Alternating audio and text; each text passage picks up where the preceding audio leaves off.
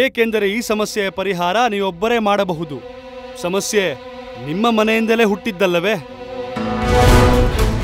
ಆಗ್ಲಿ ಮಹಾರಾಜ, ನನಗೆ ಬಹಳ ನಾಚಿಕೆ ಆಗ್ತಾ ಇದೆ.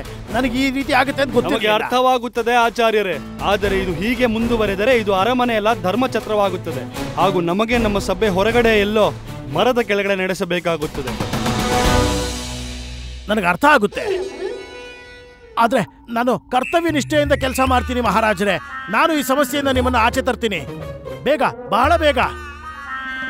ಹಾ ಗುರುವರ್ಯರೇ, ಹಾ, ನಿಮ್ಮ ಬುದ್ಧಿ ಕೌಶಲ್ಯದ ಮೇಲೆ ನಮಗೆ ಸಂಪೂರ್ಣ ನಂಬಿಕೆ ಇದೆ. ಆದರೆ ಏನು ಮಾಡಬೇಕೆಂದರೂ ಬೇಗ ಮಾಡಿ, ಏಕೆಂದರೆ ನಾವು ಇಲ್ಲಿ ಹೀಗೆ ಹೆಚ್ಚು ಸಮಯ ಕೂರಲಾಗುವುದಿಲ್ಲ. ಸರಿ ಮಹಾರಾಜರೇ. ಏನ್ ಯೋಚಿಸ್ತಿದ್ಯಾ ರಾಮ? ನೀನು ಪಾರಿವಾಳನ ನೋಡಿದ್ಯಾ ಬಂದು? ಅದು ಆಕಾಶದಲ್ಲಿ ಎಷ್ಟು ಹಾರಿದ್ರು ಎಷ್ಟು ದೂರ ಹೋದ್ರು ಆದ್ರೆ ಸಂಜೆ ಆಗುವಾಗ ಮನೆಗೆ ಖಂಡಿತವಾಗ್ಲೂ ಬರುತ್ತೆ. ಈಗ ನೀನು ಪಾರಿವಾಳ ಅಂತ ಯಾಕೆ ಹೇಳ್ಕೊತಿದ್ಯಾ? ನೀನೇನ್ ಆತರ ಅಲ್ವಲ್ಲ? ನಾನ್ ಪಾರಿವಾಳ ಅಲ್ಲ ಬಂದು. ಈ ಅರಮನೆಗೆ ಬರೋ ತೊಂದರೆಗಳು ಪಾರಿವಾಳ, ನಾನ್ ಅದ್ರ ಮನೆ. ಅದಕ್ಕೆ ಪಾರಿವಾಳಗಳು ವಾಪಸ್ ಬರುತ್ತೆ. ನನಗನ್ನಿಸ್ತಿದೆ ಈ ವಾಸ್ತುವಿನ ಸಮಸ್ಯೆ ಅಂತೂ ನನ್ ಬುಡಕ್ಕೆ ಬರುತ್ತೆ ಅಂತ.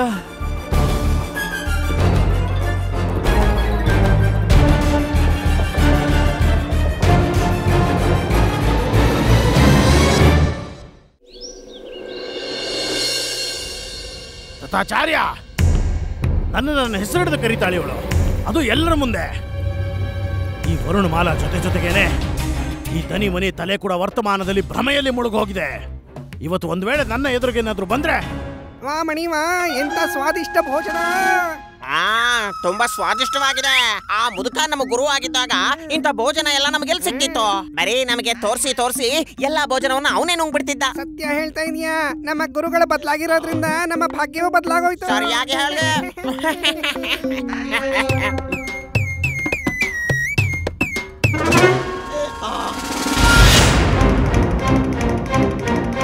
ಬಹಳ ಸಂತೋಷ ಆಗ್ತಾ ಇದೆ ಅಲ್ವಾ? ಅತಿ ಆನಂದ, ಪರಮಾನಂದ. ಮತ್ತಷ್ಟು ಊಟ ಬೇಕೇ? ಹೌದು, ಆದ್ರೆ ಬಿಸಿ ಬಿಸಿ ತರಬೇಕು. ಬೇಗ ತಗೊಂಡ್ ಬನ್ನಿ, ಕಾಯೋದಿಕ್ಕಾಗಲ್ಲ. ಖಂಡಿತವಾಗಿ ಬಿಸಿ ಬಿಸಿಯಾಗೇ ಸಿಗುತ್ತೆ.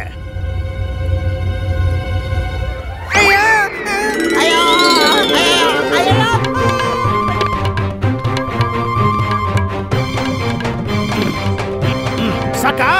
ಇನ್ನು ಬಿಸಿ ಬಿಸಿ ಆಗ್ಬೇಕಾ? ಇಲ್ಲ ಇನ್ನು ಬಿಸಿ ಬಿಸಿ ಮಾಡ್ಲಾ? ದುಷ್ಟ ಪಾಪಿಗಳ ನೈವಂಚಕ್ರ, ಯಾವ ತಟ್ಟೆಯಲ್ಲಿ ತಿಂತೀರೋ ಅದೇ ಮನೆಗೆ ಕನ್ನ ಹಾಕ್ತೀರಾ? ನಾನು ಸಿಕ್ಕಾಕೊಂಡಿದ್ದೀನಿ. ಅಯ್ಯೋ ನನ್ನ ಕಾಲು, ನನ್ನ ಕಾಲು ಮುಂದಕ್ಕೆ ಬರ್ತಿಲ್ಲ. ಇದೇನ್ ಮಾಡ್ತಾ ಇದೆಯಾ? ಬಿಡು ನನ್ನ ಪಂಚೆ. ದೋತಿನ ಇಲ್ಲ ಸ್ವಾಮಿ, ನಾನು ನಿಮ್ಮ ಚರಣ ಸ್ಪರ್ಶ ಮಾಡಿ ಪುಣ್ಯ ಪ್ರಾಪ್ತಿ ಮಾಡ್ಕೊಳ್ತಿದ್ದೆ. ಚರಣಾಮೃತದಿಂದ ಪುಣ್ಯ ಪ್ರಾಪ್ತಿ ಆಗುತ್ತಂತೆ. ಅಲ್ಲಿ ದರ್ಬಾರ್ನಲ್ಲಿ ನನ್ನ ಮಾನ ಮರ್ಯಾದೆಯನ್ನ ಕೂಗಿ ಹರಾಜಾಗ್ತಲ್ಲ, ಅಲ್ಲೇನು ಪ್ರಭು? ಅದಂತ ಪ್ರಭು? ಏನ್ ಪ್ರಭು? ನಾನೊಬ್ಬ ಅಜ್ಞಾನಿ ದತ್ತಾಚಾರ್ಯ ಅಲ್ವಾ? ಅಲ್ಲಿ ದರ್ಬಾರ್ನಲ್ಲಿ ಎಲ್ರ ಮುಂದೆ ನನ್ನ ಹೆಸರಿಡಿದು ಸಂಬೋಧನೆ ಮಾಡ್ತಾ ಇದ್ದೆ ಅಲ್ವಾ? ದತ್ತಾಚಾರ್ಯ ಹೆಸರ? ಶಿವ ಶಿವ ಶಿವ ಶಿವ, ಇಂಥ ಪಾಪ ಮಾಡೋದ್ನ ನನ್ ಕನ್ಸಲ್ ಕೂಡ ಯೋಚನೆ ಮಾಡೋದಿಲ್ಲ ಸ್ವಾಮಿ. ಆದ್ರೆ ನಿಮ್ ಹೆಸರನ್ನ ವಾಸ್ತು ವಿದ್ವಾನ್ ವಾಮಾಚಾರ್ಯರ್ ತಗೊಳ್ತಾ ಇದ್ರು. ಅವೆರಡು ನೀನೇ ತಾನೆ? ಸ್ವಾಮಿ, ನಾನು ನಿಮ್ಮ ಧರ್ಮ ಪತ್ನಿ ವರುಣಮಾಲಾ. ಮತ್ತೆ ನೀವು ಮಾತಾಡ್ತಾ ಇರೋದು ನನ್ನ 2ನೇ ರೂಪದ ಬಗ್ಗೆ. ನಿಮ್ಗೆ ಯಾವೆಲ್ಲ ಸಮಸ್ಯೆ ವಾಮಾಚಾರ್ಯರಿಂದ ಆಯ್ತೋ ಅದನ್ನ ಅವ್ರ ಹತ್ರನೇ ಹೇಳಿ. ಹುಚ್ಚಾಗೋಗ್ತೀನಿ, ಬುದ್ಧಿ ಪ್ರಬಳೆ ಆಗೋಗುತ್ತೆ ನಂದು. ಸರಿ, ಒಂದ್ ಮಾತು ಹೇಳು. ಈ ವಾಮಾಚಾರ್ಯ ಅನ್ನೋ ಹೆಸರಿನ ಒಂದು ಭೂತ ಎಲ್ಲಿಂದ ಬಂದು ನಿನ್ನ ದುರ್ಬಲ ಬುದ್ಧಿಯ ಮೇಲೆ ಆಕ್ರಮಣ ಮಾಡಿದೆ? ಸ್ವಾಮಿ, ನೀವು ರಾಜ್ಯದ ಕಾರ್ಯಕಲಾಪಗಳಲ್ಲಿ ಯಾವತ್ತೂ ತೊಡಕೊಂಡಿರ್ತಿದ್ರಿ. ಹಾಗಾಗಿ ನಾನು ಕೂಡ ಮನೆ ಕೆಲಸಗಳೆಲ್ಲ ಮುಗ್ದೋದ ನಂತರ ಪ್ರತಿದಿನ ನಿಮ್ಮ ವಾಚನಾಲಯಕ್ಕೆ ಬಂದು ಅಲ್ಲಿ ಪುಸ್ತಕಗಳನ್ನ ಓದ್ತಿದ್ದೆ. ಅದು ಕೂಡ ನಿಮ್ ಹೆಸರನ್ನ ಪಠಣ ಮಾಡ್ತಾ. ಒಂದ್ ಅಮಾವಾಸ್ಯೆ ರಾತ್ರಿಲಿ ನೀವು ಮಂತ್ರ ಸಾಧನೆಗೋಸ್ಕರ ಹೊರಗಡೆ ಹೋಗಿದ್ರಿ. ಅಮಾವಾಸ್ಯೆ? ಮಂತ್ರ ಸಾಧನೆ? ಗುರುಗಳ ಸಾಧನೆ. ಗುರುಗಳೇ,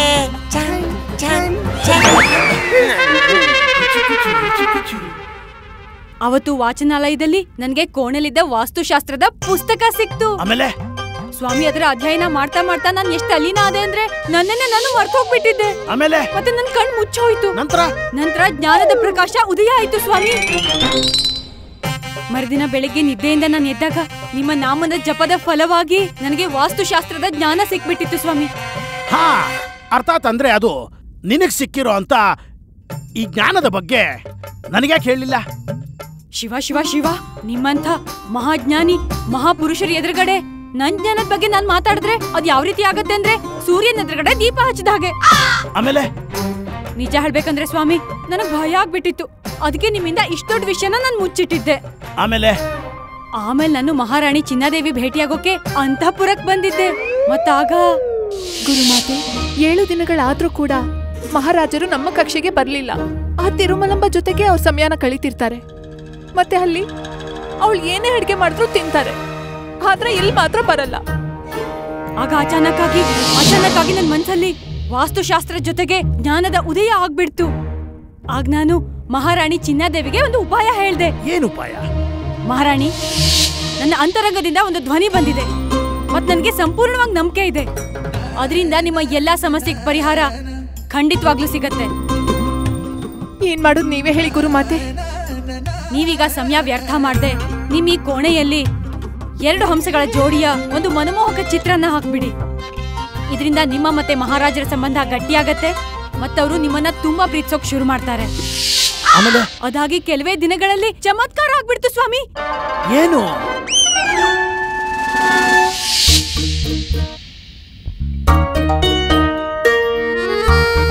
ಧನ್ಯವಾದಗಳು ಗುರುಮಾತೆ. ನಾವು ಎಂದಿನಿಂದ 2 ಹಂಸಗಳ ಚಿತ್ರವನ್ನು ಹಾಕಿದ್ದೀವೋ ಅಂದಿನಿಂದ ಮಹಾರಾಜರು ತಪ್ಪದೆ ನಮ್ಮ ಕಕ್ಷೆಗೆ ಬರ್ತಿದ್ದಾರೆ. ನಿಮ್ಮಿಂದ ಚಮತ್ಕಾರವಾಗಿದೆ ಗುರುಮಾತೆ.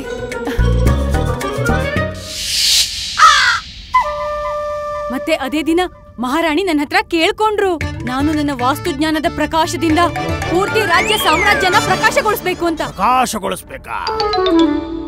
ಆದ್ರೆ ಈ ವಾಮಾಚಾರ್ಯ ನಿನ್ನೊಳಗಿಂದ ಹೇಗ್ ಹೊರಗ್ ಬಂದ? ಕನ್ನಡಿಯಿಂದ ಸ್ವಾಮಿ. ಕನ್ನಡಿಯಿಂದನಾ? ಹೌದು ಸ್ವಾಮಿ. ಇದೆಲ್ಲ ಆದಾಗ ನನ್ನೊಳಗ್ ಕೂಡ ಯಾರೋ ಇದಾರೆ ಅಂತ ನನ್ ಮನ್ಸಿಗೆ ಅನ್ಸೋಕ್ ಶುರುವಾಯ್ತು.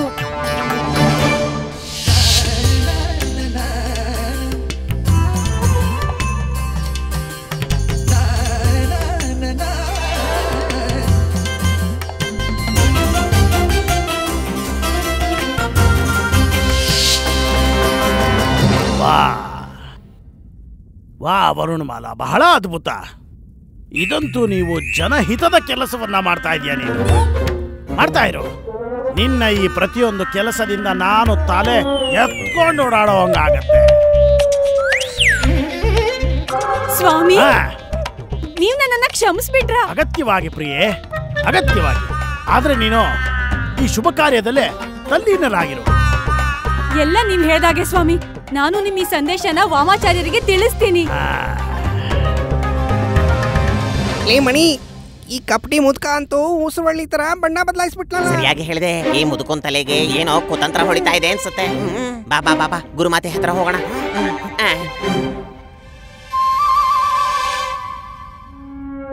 ಅವ್ವಾ ವಾ ಮಕಾಳ ವಾ. ನಾನು ಈ ವಾಮಾಚಾರ್ಯ ಅನ್ನೋ ವ್ಯಕ್ತಿಯಿಂದ ಬರೋ ಅವಕಾಶನ ಸಂಪೂರ್ಣವಾಗಿ ಬಳಸ್ಕೊಂಡು ಈ ವರುಣಮಾಲಾ ಅನ್ನೋಂಥ ವ್ಯಕ್ತಿಯನ್ನು ನನ್ನ ಜೀವನದಿಂದ ಸಂಪೂರ್ಣವಾಗಿ ನಿಷೇಧಿಸ್ತೀನಿ. ನಾನು ಮಹಾರಾಜರ ಮುಂದೆ ಇದನ್ನ ಪ್ರಮಾಣ ಮಾಡ್ಬಿಡ್ತೀನಿ. ವರುಣಮಾಲಾ ವಾಮಾಚಾರ್ಯಾಗಿ ಅಧಿಕ ಪ್ರಸಂಗತನ ಮಾಡ್ತಿದ್ದಾಳೆ ಮತ್ತು ಮಹಾರಾಜರಿಗೆ ತೊಂದರೆ ಕೊಡ್ತಿದ್ದಾಳೆ ಅಷ್ಟೇ. ಮಹಾರಾಜರು ವರುಣಮಾಲಾನನ್ನ ಆಜೀವ ಕಾರಾಗೃಹಕ್ಕೆ ತಳ್ಳಿಬಿಡ್ತಾರವನ್ನ.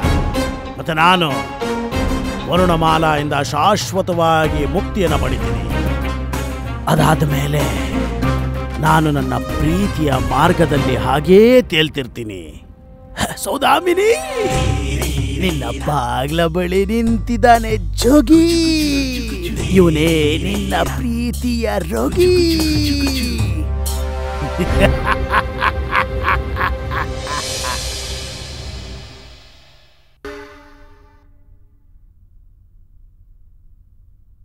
ಹಾ ಹಾ ಹಾ ಹಾ ಹಾ,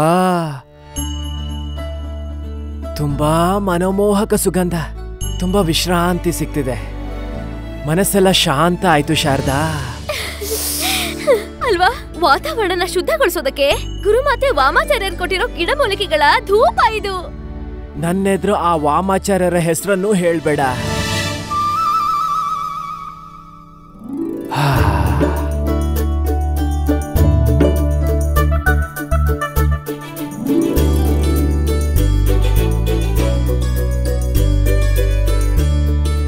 ಅಯ್ಯ ಸಾಕು ಹೋಗು.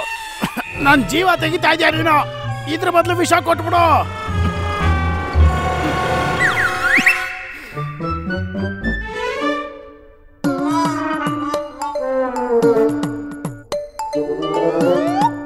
ಸುಂದರ,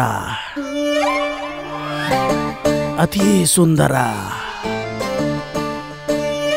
ಶಾರದಾ, ಇದ್ದಕ್ಕಿದ್ದಂತೆ ನೀನು ತುಂಬಾ ಸುಂದರವಾಗಿ ಕಾಣಿಸ್ತಿದೀಯಾ.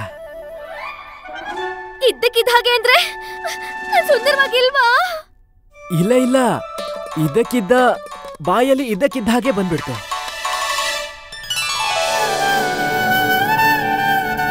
ನೀನಂತೂ ತುಂಬಾ ಸುಂದರವಾಗಿದೀಯಾ.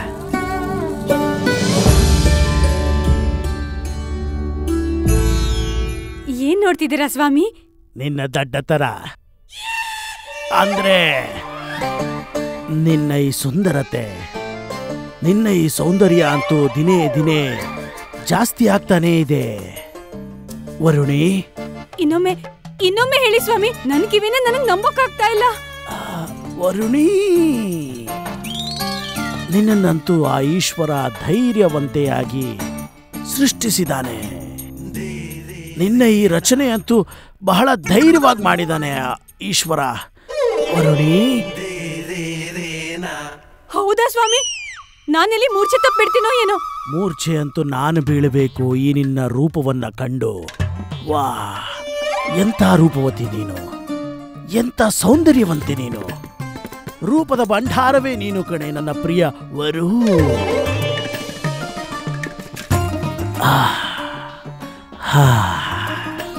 ವರು, ಈ ಸಂಗೀತ ಕೇಳಿಸ್ತಾ ಇದೆಯಾ ನಿನಗೆ?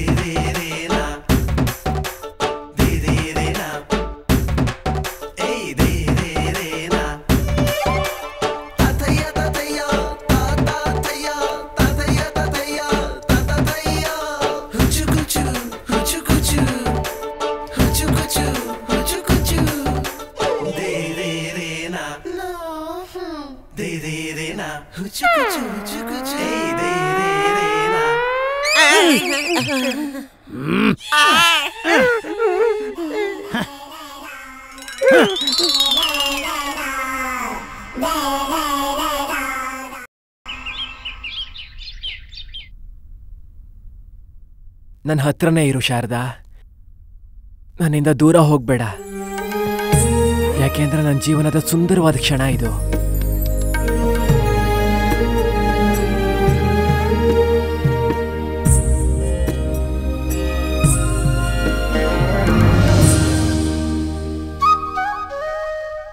ಗುರುಮಾತೆ ವಾಮಾಚಾರ್ಯರು ಗಿಡಮೂಲಿಕೆ ಕೊಟ್ಟಿದ್ರಲ್ಲ, ಅದ್ರ ಪರಿಣಾಮ.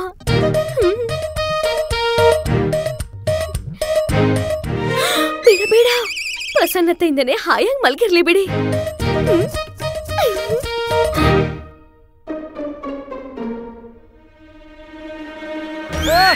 ಏನಾಯ್ತು ಏನಾಯ್ತು? ಸುಪ್ರಭಾತ ಸುಪ್ರಭಾತ. ಹೋಗ್ತೀನಿ ಹೋಗ್ತೀನಿ.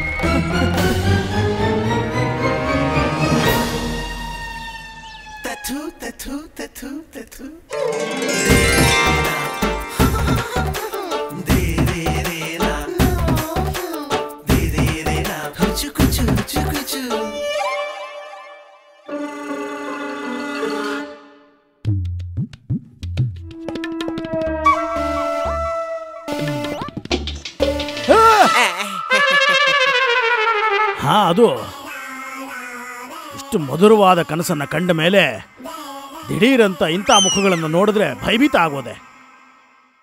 ಮಣಿ, ಈ ಮುದ್ಕನ್ಗಂತೂ ನಿನ್ನೆ ರಾತ್ರಿ ನಮ್ಮ ಮುಖ ಅಷ್ಟು ಭಯಂಕರವಾಗಿ ಕಾಣಿಸ್ಲಿಲ್ವಲ್ಲ? ಆಶ್ಚರ್ಯ ಅಲ್ವಾ ಧಣಿ? ನೀವು ಬಿಂದಿಗೆಯಿಂದ ನೀರ್ ತಂದ್ರ? ಬಿಂದಿಗೆಯಿಂದ ನೀರು?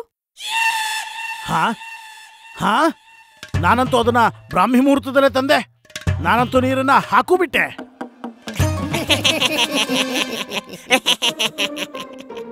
ಗುರುಮಾತೆ ಸುಳ್ಳು ಹೇಳ್ತಾ ಇದ್ದಾರೆ.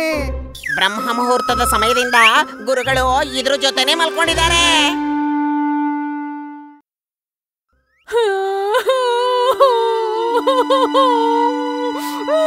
ವರುಣ್ ಮಾಲಾ ನೀನ್ ಯಾಕೆ ಹೇಳ್ತಾ ಇದ್ಯಾ? ನಿಮ್ಗೆ ನಿಮ್ ಜೀವದ ಬಗ್ಗೆ ಅಂತೂ ಚಿಂತೆ ಇಲ್ಲ. ಕನಿಷ್ಠ ಪಕ್ಷ ನನ್ ಮುತ್ತೈದೆತನದ ಬಗ್ಗೆ ಆದ್ರೂ ಯೋಚನೆ ಮಾಡಿ. ಸ್ವಾಮಿ, ನಾನು ವಿಧವೆ ರೂಪದಲ್ಲೇ ಎಷ್ಟು ಕುರುಪವಾಗಿ ಕಾಣ್ತೀನಿ ಅಂತ. ನನಗೇನು ಆಗೋದಿಲ್ಲ. ಇಲ್ಲ ಇಲ್ಲ ಸ್ವಾಮಿ, ಗುರುಮಾತೆ ವಾಮಾಚಾರ್ಯರ ಕಥೆ ಯಾವತ್ತಿಗೂ ಸುಳ್ಳಾಗೋಕ್ ಸಾಧ್ಯ ಇಲ್ಲ. ಆದ್ರೆ ಅವರು ಒಂದು ಪರಿಹಾರ ಹೇಳಿದ್ದಾರೆ. ಮತ್ತೊಂದು ಪರಿಹಾರನ? ಹಾಗಾದ್ರೆ ಆ ಉಪಾಯನ ಮಾಡೋಣ. ಹೆಚ್ಚು ಕಮ್ಮಿ ನಾನು ಈ ಬ್ರಾಹ್ಮಿ ಮುಹೂರ್ತದಲ್ಲಿ ಹೋಗಿ ನೀರ್ ತರೋದಾದ್ರೂ ತಪ್ಪುತ್ತಲ್ಲ? ಇಲ್ಲ ಸ್ವಾಮಿ, ಬಿಂದಿಗೆ ತಗೊಂಡು ಹೋಗ್ಲೇಬೇಕು. ಆದ್ರೆ ನಿಮ್ಗೆ ಬ್ರಾಹ್ಮಿ ಮುಹೂರ್ತದಲ್ಲಿ ಇನ್ ಮುಂದೆ ಒಂದಲ್ಲ 3 ಬಿಂದಿಗೆ ನೀರ್ ತರಬೇಕಾಗತ್ತೆ. ಹೌದಾ? 3? ಹೌದು. ನನಗಿರೋದು 2 ಕೈ, 3 ಬಿಂದಿಗೆ ಹೇಗ್ ತರ್ಲಿ? ನಿಮ್ಮ ಈ ತಲೆ ಇದೆಯಲ್ಲ ಗುರುಗಳೇ. ಮತ್ತೆ ಗುರುಗಳೇ, ಈ ವಿಜಯನಗರದ ಭಾರನೆಲ್ಲ ನೀವು ತಲೆ ಮೇಲೆ ಹೊತ್ಕೊಂಡು ತಿರ್ತಾ ಇದ್ದೀರಲ್ವಾ? ಇದೊಂದು ಬಿಂದಿಗೆ ಎತ್ಕೊಳ್ಳೋದಿಕ್ಕಾಗಲ್ವಾ ಗುರುಗಳೇ? ದಡ್ರ ಗುರುಮಾತೆ, ನಾವು ಇವ್ರ ಕಡೆಯಿಂದ ನಿಮ್ಗೆ ಮಾತು ಕೊಡ್ತೀವಿ. ಬ್ರಹ್ಮ ವೇಳೆಯಲ್ಲಿ ಬೆಳಗ್ಗೆ 4 ಗಂಟೆಗೆ ಇವರು ನದಿಯವರೆಗೂ ಹೋಗ್ತಾರೆ. ಅದು 4 ಮೈಲಿ ನಡ್ಕೊಂಡು.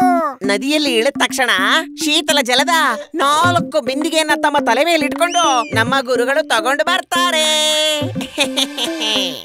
3 ಬಿಂದಿಗೆ ತರ್ತೀನಿ ಅಷ್ಟೇ. ನೋಡಿದ್ರ ಗುರುಮಾತೆ, 3 ಮಡಿಕೆ ತರೋದಕ್ಕೆ ತಯಾರಾಗ್ಬಿಟ್ರು.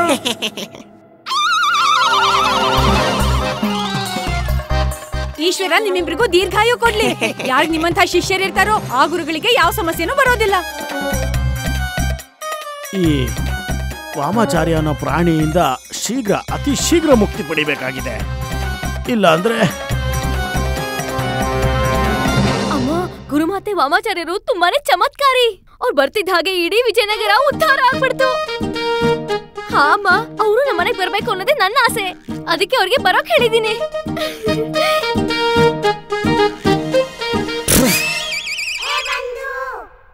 ಯಾಕೆ ಚಿಂತೆ ಮಾಡ್ತಿದ್ಯಾ ರಾಮ? ನಾನು ಏನು ಯೋಚಿಸ್ತಿದ್ದೀನಿ ಅಂದ್ರೆ ಬಂದು ಆ ವಾಮಾಚಾರ್ಯ ನನ್ನ ಮನೆಯಿಂದ ದೂರ ಇದ್ದಾಗ್ಲೇ ನನಗೆ ಈ ಪರಿಸ್ಥಿತಿ. ಒಂದ್ ವೇಳೆ ಅವ್ರು ನನ್ನ ಮನೆಗೆ ಬಂದ್ಬಿಟ್ರೆ ನನ್ನ ಪರಿಸ್ಥಿತಿ ಏನಾಗ್ಬೋದು? ಅದೇ ಈಗ ಮಹಾರಾಜರಿಗಾಗಿರೋ ಹಾಗೆ. ಅಯ್ಯೋ ಅಮ್ಮ, ನೀನ್ ಈ ಭಕ್ತನಿಗೆ ಇಷ್ಟು ಸಂಕಷ್ಟದಿಂದ ಪಾರ್ ಮಾಡಿದೀಯಾ. ಈಗ ಈ ವಾಮಾಚಾರ್ಯ ಹೆಸರಿನಿಂದನೂ ಮೊದಲಿಗೆ ಮಹಾರಾಜರನ್ನ ಕಾಪಾಡು, ಮತ್ತೆ ನನ್ನ ಮನೇನು ರಕ್ಷಣೆ ಮಾಡು.